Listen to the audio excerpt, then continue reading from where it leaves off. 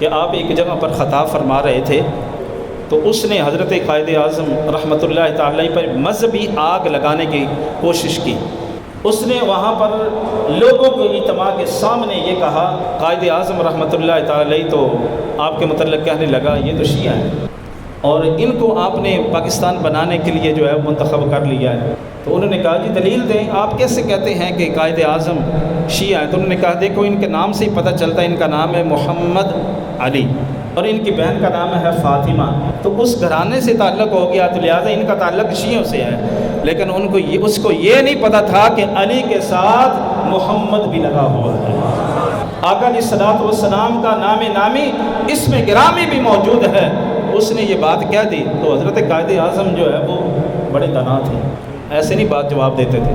تو آپ نے اس بات کو برا نہیں منایا، آپ نے فرمایا کیونکہ اس نے مذہبی آگ لگائی، انہوں نے پتہ تھا کہ مذہبی لوگ جو ہیں انتشار پھیلے گا اور یہ ملک پاکستان معرض وجود میں نہیں آئے گا، چونکہ ہندو یہ کہتے تھے، حضرت اقبال اور حضرت قائد اعظم جو ہیں ان کو سلام عقیدت پیش کرتے ہیں کہ انہوں نے کانگریسی لیڈر جو ہیں وہ کہتے تھے کہ اس ہندوستان کے اندر صرف ایک ہی قوم بستی ہے اور وہ ہے ہندوستانی۔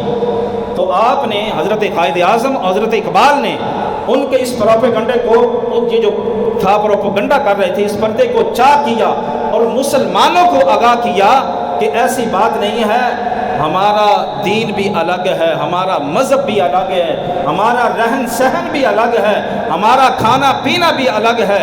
مسلمانوں کو آگاہ کیا کہ تم آگاہ ہو جاؤ، یہ ایک پروپیگنڈا کر رہے ہیں۔ اچھا جی، یہ جو دلیل دی حضرت قائد اعظم رحمۃ اللہ تعالی، آپ نے کیا کیا؟ انہوں نے تو مذہبی آگ لگا دی، اس ہندو نے، اس صحافی نے، تو آپ نے فرمایا ٹھیک ہے، اس پر آپ خفا نہیں ہوئے، غصے کا اظہار نہیں کیا۔ آپ نے پانی کا اس نے کہا جی یہ آپ کہتے ہیں کہ مسلمان اور ہندو الگ الگ قوم ہیں، تو یہ مسلمان اور ہندو الگ الگ قوم نہیں ہیں، یہ ایک ہی قوم ہے۔ صرف آپ جو ہیں وہ کہتے ہیں کہ مسلمان الگ قوم ہے، ہندو الگ قوم ہے۔ تو اس نے مذہبی جب آگ لگائی نا، لوگوں کے درمیان انتشار پھیلے گا اور یہ ملک جو ہے وہ عرض وجود میں نہیں آئے گا، تو حضرت قائد اعظم رحمۃ اللہ تعالی نے کتنے دنا تھے، بڑی خوبصورتی کے ساتھ اس مسئلے کو کلیئر کیا۔ اور یہ کیا تھا؟ دو قومی نظریہ۔ آپ نے پانی کا ایک گلاس منگوایا، پانی کا ایک گلاس منگوا کے آپ نے اس میں سے 2 گھونٹ بڑے تھوڑا سا پیا اور آپ نے رکھ دیا، پھر خطاب شروع کر دیا۔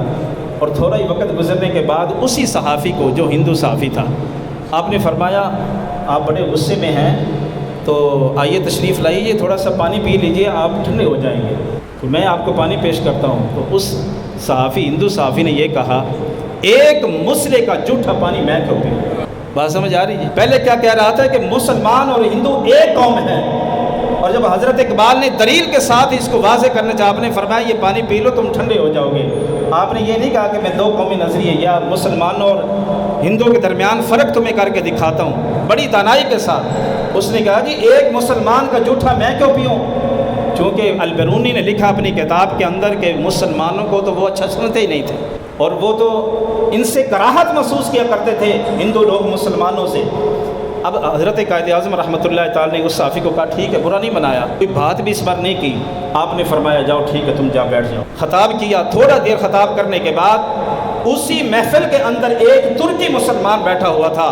حضرت قائد اعظم رحمۃ اللہ تعالی نے، آپ نے فرمایا کہ آپ تشریف لائیے، ترکی مسلمان تھا، تو آپ نے فرمایا یہ پانی اٹھائیے اور آپ پی لیجئے، اور اس نے یہ نہیں دیکھا، اس نے پانی اٹھایا، بسم اللہ پڑھ کے وہ پانی پی گیا۔ تو بات یہ ہے کہ آپ نے دلیل سے واضح، آپ نے فرمایا دیکھ لو، تم کہتے ہو مسلمان اور ہندو ایک قوم ہے، ایک قوم نہیں ہے، وہ ترکی مسلمان بیٹھا ہوا ہے، وہ بس میرا بھائی ہے، جس نبی کا میں کلمہ پڑھتا ہوں اسی نبی کا وہ کلمہ پڑھتا ہے، اور اس کو بھی پتہ ہے کہ جس نبی کا میں کلمہ پڑھتا ہوں اسی نبی کا قائد اعظم بھی کلمہ پڑھتا ہے، پر مسلمان وہ ہوتا ہے جو ایک بھائی کا جھوٹا پانی بھی پی جاتا ہے۔ آپ نے 2 قومی نظریے کی دلیل کے ساتھ آپ نے اس کو بات کو لوگوں کے سامنے آگاہ کر دیا، اس کو بتایا کہ مسلمان اور ہندو قوم جو ہے وہ ایک قوم نہیں ہے، یہی بنیاد بنی اور یہ ملک پاکستان معرض وجود میں آیا۔